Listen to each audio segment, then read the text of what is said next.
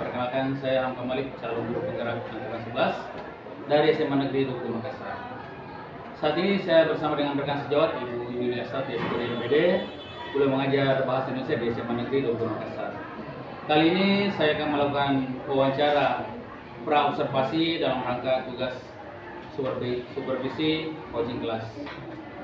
Assalamualaikum Bu Yuli. Waalaikumsalam warahmatullahi wabarakatuh. Gimana perasaannya Bu Yuli hari ini? Alhamdulillah. Baik Bu Yulia Sati, sebelum saya akan observasi, apa tujuan pembelajaran yang Ibu Yuli sampaikan itu kepada murid? Jadi tujuan pembelajaran yang saya sampaikan adalah mengelola informasi dalam ceramah. Mengelola informasi dalam ceramah tentu berkaitan dengan mata pelajaran bahasa Indonesia. Lalu strategi yang Ibu Yulia Sati akan lakukan nanti pada anak itu bagaimana? Strategi bagaimana akan diterapkan nantinya? Jadi sebenarnya hanya singkat saja. Jadi strateginya ini saja adalah menggali informasi dan menemukan pemecahan masalah dalam ceramah. Luar biasa sekali apa yang Ibu akan lakukan. Yang terakhir Bu, area pengembangnya sendiri itu bagaimana? Area yang dikembangkan dalam supervisi nanti? Jadi yang akan saya persiapkan itu sebenarnya saya sudah dengan siswa melalui pendekatan kontekstual dengan model pembelajaran kooperatif tipe STAR. Sangat luar biasa, keren sekali dengan mengajarkan bahasa Indonesia melalui kooperatif staff, mengajar anak untuk berdiskusi, itu akan menghasilkan suatu hasil pembelajaran yang luar biasa. Nah, mari kita saksikan untuk supervisi coachingnya pada saat praktik pembelajaran. Terima kasih. Wassalamualaikum warahmatullahi wabarakatuh. Waalaikumsalam warahmatullahi wabarakatuh.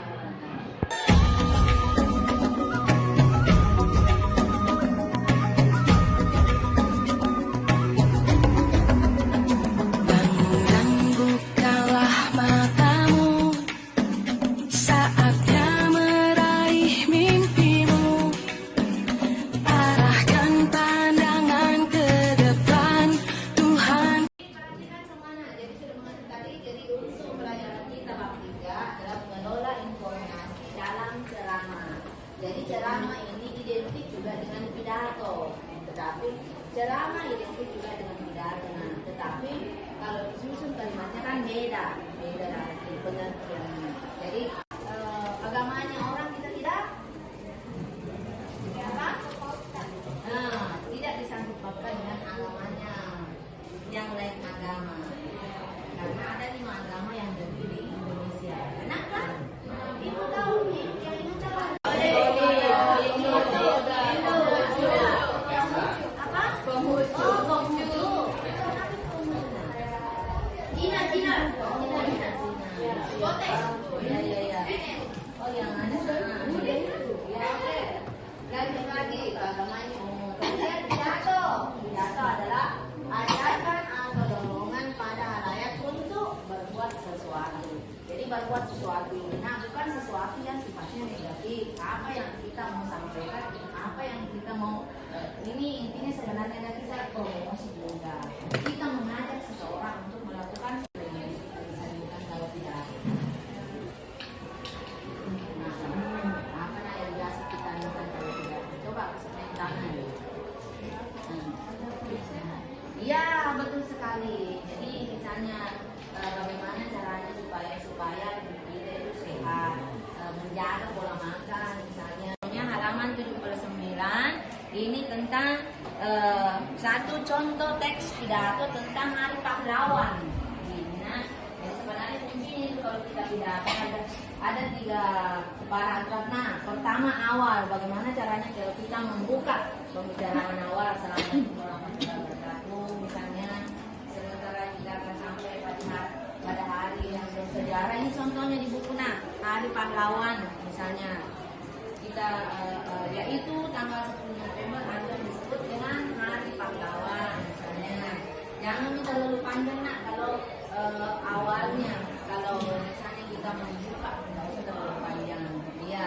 Kemudian lanjut dengan paragraf 2, hadirin yang berbahagia misalnya.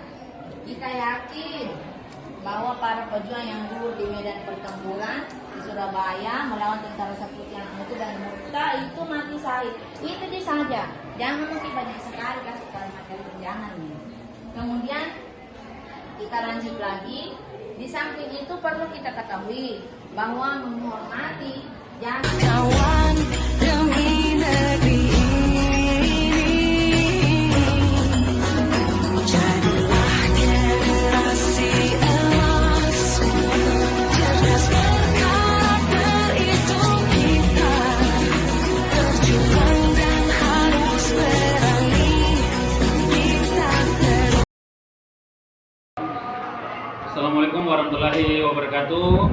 Baik, setelah dilakukan observasi pembelajaran bersama dengan guru sasaran Ibu Yulia Stati SPD MPD terkait mata pelajaran Bahasa Indonesia dengan tujuan pembelajaran itu metode ceramah, saya didampingi oleh pendamping Ibu Sena Purkadang, pengajar praktik di calon guru penggerak angkatan 11. Baik, saya akan melakukan wawancara praobservasi bersama Ibu Yulia Stati SPD MPD.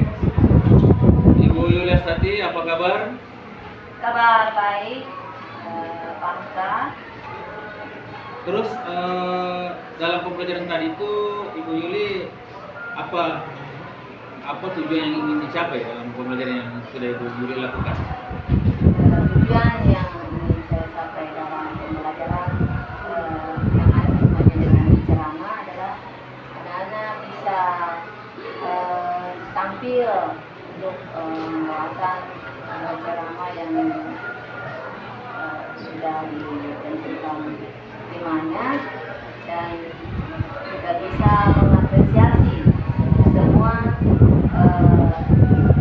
pembelajaran yang dijelaskan.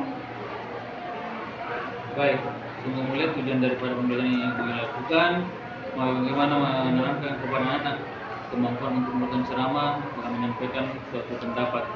Selama ini Bu Yuli kalau mengajar tentu ada perasaan yang berbeda ketika saya berada di kelasnya Bu Yuli ketika saya melakukan sebuah observasi. Apa yang Ibu Yuli rasakan ketika saya tiba-tiba masuk di kelasnya Bu Yuli melakukan observasi kepada Ibu Yuli? Perasaan saya agak deg-degan sebenarnya karena seandainya sudah disampaikan sebelumnya tidak apa-apa, tapi ini langsung masuk, jadi saya tidak bisa membahasakan seperti apa perasaan saya. Jelas saya betul-betul merasa tersanjung karena ada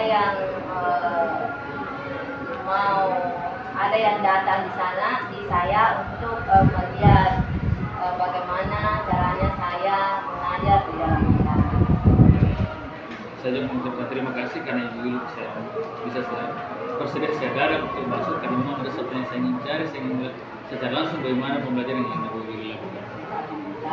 Baik, Yuli, saya lanjutkan dalam proses belajar mengajar ini apakah sudah sesuai dengan apa yang Ibu Yuli rencanakan?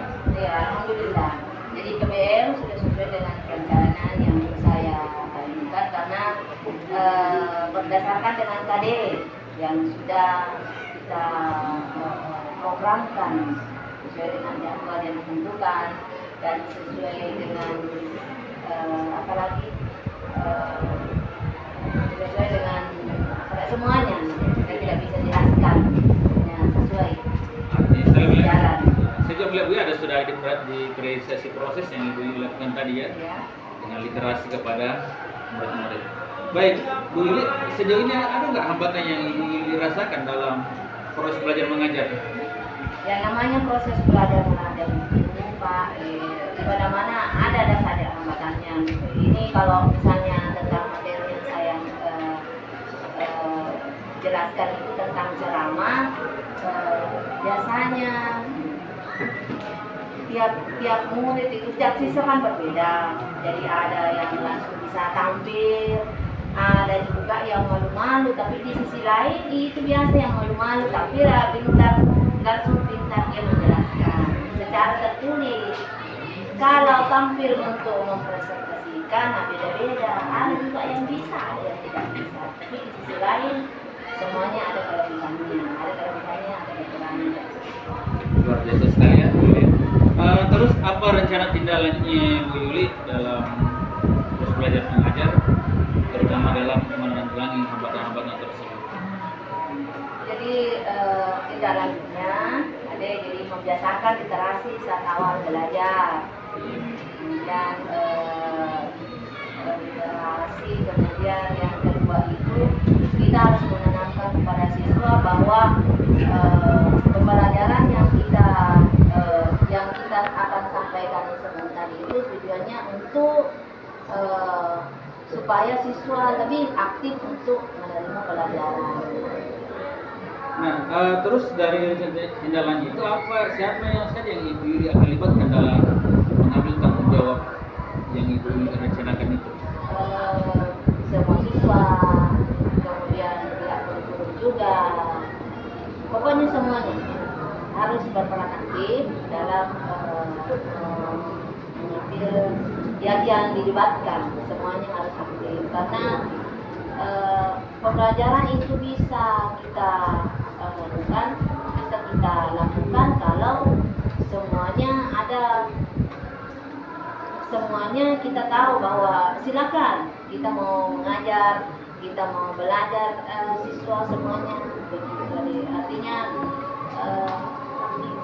kita harus Semua stakeholder terlibat. semuanya harus dilibatkan. Baik, sangat luar biasa pengalaman yang kita dapatkan hari ini bisa bersama dengan Ibu Yuli, didampingi oleh Ibu Pendamping Ibu Sena Barat. Terima kasih Bu atas waktunya. Terima kasih. Assalamualaikum warahmatullahi wabarakatuh. Waalaikumsalam warahmatullahi wabarakatuh.